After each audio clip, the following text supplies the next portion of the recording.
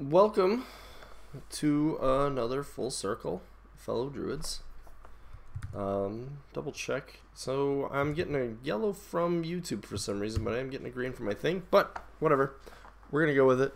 As you can see, up there, Nuisance, the Warp Husky, Sorsha. She's laid down. You can listen to me and watch her. She's prettier. Anyway.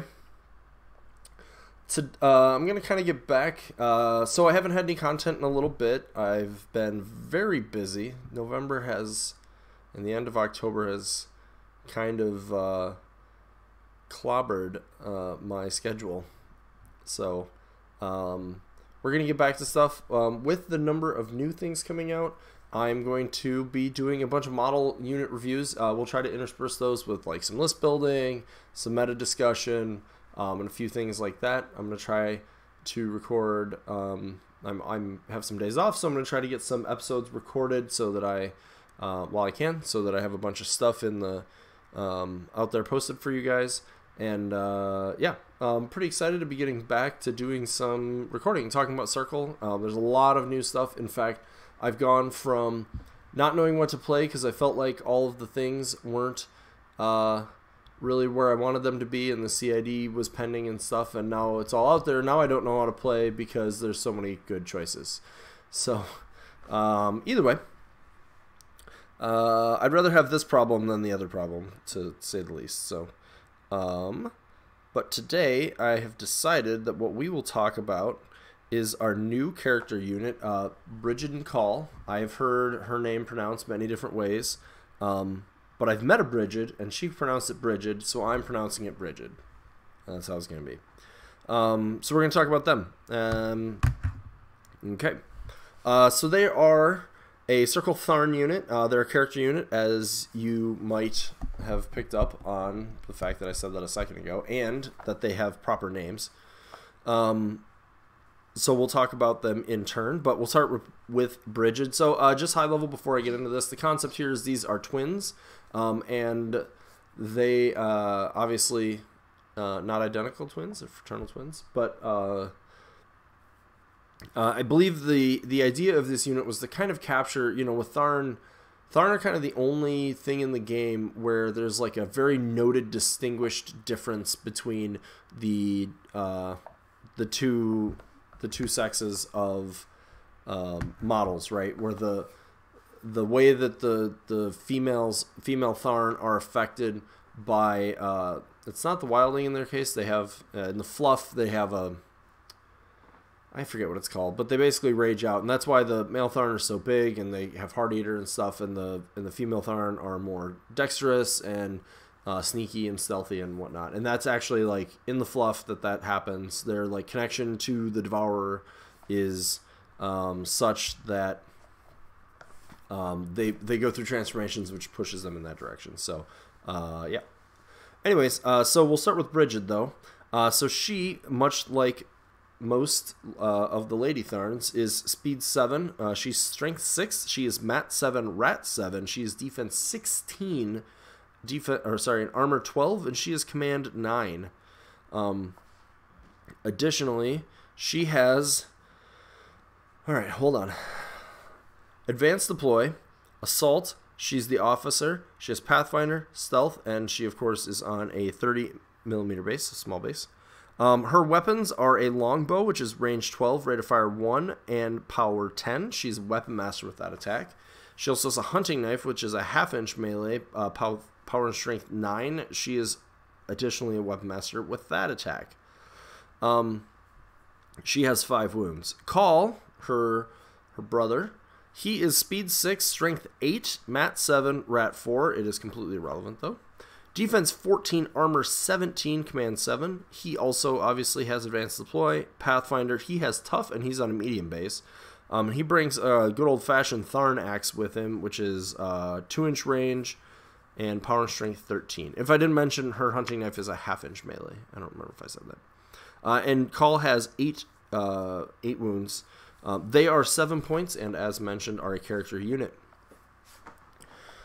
So from there, Brighid has they both have this actually, but Brighid has Gang. So that is when, we've talked about Gang before, but when making a melee attack targeting an enemy model in the melee range of another model in this unit, this model gains +2 to melee attack and to melee damage rolls. She has granted Prey. So again, we've got Prey on some other units, so no different here, but just for clarity. While this model is in formation, models in this unit gain Prey. After deployment, but before the first player's turn, choose an enemy model/unit to be this unit's prey. The model with prey gains +2 to attack and damage rolls against its prey. When the model is destroyed or removed from play, choose another model/unit to be the prey. And then she finishes out with Quick Work, which is when this model destroys one or more enemy models with a melee attack during its combat action. Immediately after that attack is resolved, this model can make one basic ranged attack. Okay, and then Caul, he has Gang, as mentioned from above. He grants Tree Walker to the unit. So while in formation, models in this unit gain Tree Walker, and we're going to be talking about Tree Walker quite a bit for the next while. But what Tree Walker does is model with Tree Walker ignores forest when they determine line of sight, and while completely within a forest, a model with Tree Walker gains +2 defense against melee attack rolls. He has Heart Eater, as all. I mean, he's much a male Tharn at this point. But Heart Eater says if he destroys a living or undead model with a melee attack, he gains their Corpse Token. He can have up to 3, and Corpse Tokens can be used to buy additional melee attacks or boost melee attack or melee damage rolls at a cost of 1 corpse per boost or buy, of course. Excuse me. He has Rapid Healing. When this model is damaged by an enemy attack, immediately after the attack is resolved, remove D3 damage points from it. So this is common to all male Tharn now, outside of Chromac, basically. He is also a Shield Guard. So once per round, when a friendly model is directly hit by a non-spray range attack during your opponent's turn, while within 3 inches of this model, you can choose to have this model directly hit instead. Just a side note, I'm pretty sure there's probably a bunch of people out there who have screwed up the fact that Shield Guard says opponent's turn. It doesn't come up too often, which is probably why, but there are a few times when your opponent can shoot on your turn, and Shield Guard doesn't work when you do that, so good to know. Of course, you can't use Shield Guard while you're incorporeal, knockdown, or stationary. And then his axe is a Tharn axe, so it has Brutal Charge, which is he gets +2 to charge, attack, damage rolls with that weapon. That was a lot of stuff for 2 models. So there's 2 models in this unit. So here's the situation with this particular unit. They are incredible. It's pretty hard for me right now to be building. If I'm building a generalist Tharn list. And even if I'm not, potentially, but certainly if I'm building a generalist Tharn list right now, I would say that I'm almost always including this unit in there. And there's a few reasons for that. One, they're incredibly versatile.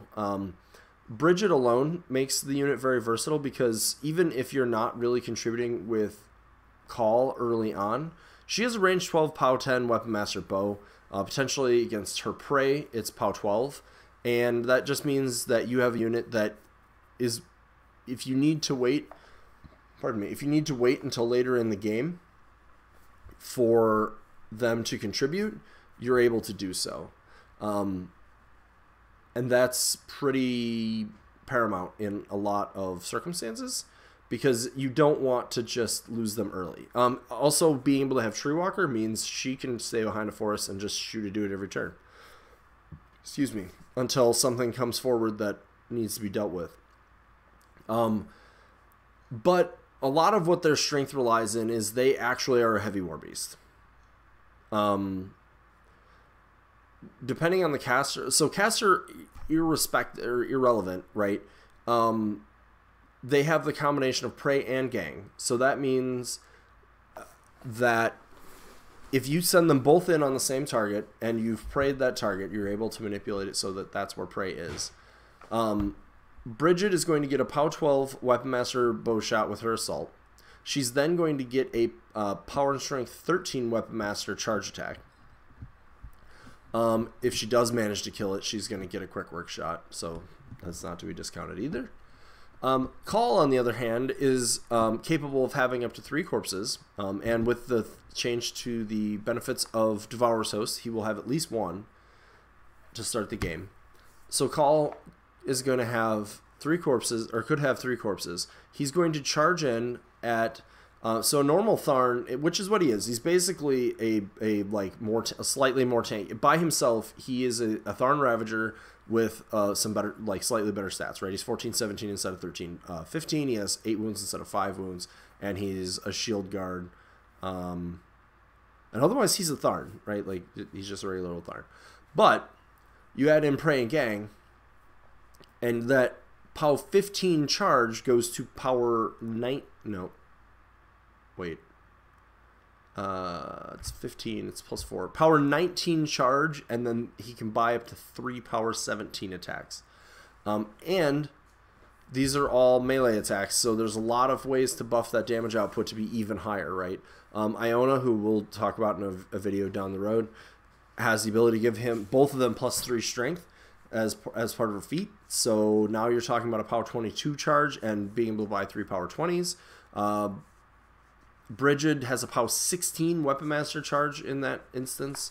We have a number of ways to give them plus 2 to their damage, or plus 2 to their strength. So again, looking at a 21 and then buying 19s. If you look out there at some of the jacks that exist in the game, they don't get to those numbers, sometimes even with buffs. So for 7 points, they are very, very good. That said, they're also still a very finesse piece to use. That explosive power all goes away, and he, like I said, becomes mostly a tankier Tharn. But that all goes away if you lose Brighid, because she's the one that's giving you Prey, and you need a second model for Gang to work. So if either of them die, Gang is off the table. If she dies, Prey and Gang are off the table. And she's a 16-12 with 5 wounds. She does have stealth, so that is one way to keep her alive, but there are a lot of things that ignore stealth. When we talk more about Blood Weavers and Blood Trackers down the road, or possibly even like Wolf Riders with Morvana 2 and some other things, that stealth is going to be better there. But when you have a single model that has so much that hinges on, and as people get used to this unit, and they will, because I think we're going to be seeing more Circle. We'll have a meta episode somewhere in here to talk about that. But as Circle starts to be more prevalent, people are going to start looking at this unit, and they're going to understand if they kill her, that unit's really mopey. So your positioning is going to be very important. Your approach with them is going to be important. What spells you put on them are going to be important, if any, etc. Another thing to keep in mind with this unit is that Caul does not actually have any way to gain additional tokens aside from when he kills a model, right? And he can only start with 1. So if you want to get him up to 3, he could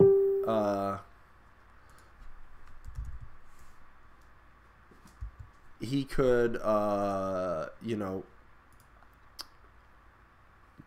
kill 1 model a turn and stack up and then late in the game to it. But in general, he's going to have a hard time getting corpses for himself. So that being said, there's 2 things that are going to be prioritized for lists, I think, that are going to be playing this unit. One, the one that's currently out is the Spirit Cauldron and Boilmaster and Spirit Cauldron. That's saying it in the right order. Which is the minion unit, which can hand out corpses. And then also the Well of Orboros can do it when it kills with its gun. It can hand out tokens as well. And I think both of those, not both, but either of those units are going to be highly, things you're going to want to highly consider when you're playing this unit, because you're definitely going to want to get some corpse tokens so that you can load them up. Or load him up. So that's just something to keep in mind. I would say a common, in lists I've been playing so far, a common rotation of the Cauldron has been for me to put the... so it starts with 1, I'll usually first turn generate D3, as long as I'll put those on Lord of the Feast because he's usually going in earlier than Caul. The next turn I'll try to generate at least 2. Hopefully I can do it so that I get 2 more. Those will go on Caul. Sometimes I don't need to because, you know, like if they kill 1 or 2 of my own models, I don't need to season the sauce. And then wash, rinse, repeat. So just something to keep in mind with him to sort of maximize their efficacy. You probably do want to consider some support units. But yeah, there's not a ton to get too deep into, but I would say most of our host lists, I would be looking at them because this is one of your ways of having a really flexible approach to the game. And adding to, so like we can't really take battle group models to add in Devourer's Host to the how do I want to say? We can't take models to add to our really losing my train of thought here, but to our like damage profile, right? Like we're used to sort of like taking heavies to do work, and in Devourer's Host you could do that, but then you're losing free cards and stuff. So like taking a model unit like them that can do a lot of work on their own is going to be really, really important in my opinion. So you can take something like them and you get work out of them. You can get, you know, in those games where you need a heavy to hit something, they're the heavy that hits something. A lot of people have run a lot of math on it, and you can get them up to you know, the point where they can theoretically take out unbuffed Colossals. And I'm not joking about that. Like, I think somebody ran it. If you put the Tharn Blood Shaman's Divine Inspiration on Caul, they have like a 7% chance to kill a Conquest. Which sounds like you're like, oh, well, 7% isn't that great. But that means, on average, you're probably still doing 50 damage to a Colossal, like to an Arm 20 Colossal, which is good. Very good. Very, very good. And you are, how do I want to say this? You're also, I mean, at that point, you're at the point there where like you can throw another 2 like Ravagers charging it. Oh, that was with Iona's Feet, just to be clear. Iona's Feet and Divine Inspiration. But with the right buffs or debuffs, and putting these guys into some seriously hard targets is good. I killed, as an example, I charged a Mullet Karn, you know, pretty reasonably normal heavy, and I killed it. I think Iona did feat that turn. I'm not recalling, but either way, I believe I killed Mullet Karn with the assault shot from Brighid, her charge attack, and the charge attack from Caul. I may have bought 1 attack. That was it. And then I killed some other stuff that was standing around. So they're quite good, as you can tell. That's kind of all I want to say about that. We'll certainly be talking about them as we talk about list compositions, where we want to play Devourer's Host. Those will probably be a little farther down the road. I may talk about them. I'm still personally struggling with figuring out what lists I want to play, because I think we have a significant number of options right now. So yeah, we'll see how that goes. Anyways, as always, I would like to thank all of you for tuning in. Hopefully this discussion on Brighid and Caul is helpful to you, and I hope to see you back. As always, thanks to Griffin's Roost Painting. If you can hear any water in the background, that is actually Griffin's Roost Painting preparing to paint some very cool, well, let's say she's painting Tharn. It might not be true, but I'd like to think it is. And I know she's excited to paint this unit, actually, because it's a very cool model. So, and as always, check out, I've got links to the Discord and my Facebook group below. I'm also on Twitter, and a few other places. So, if you have any thoughts or questions, throw them out there, and we'll see you next time.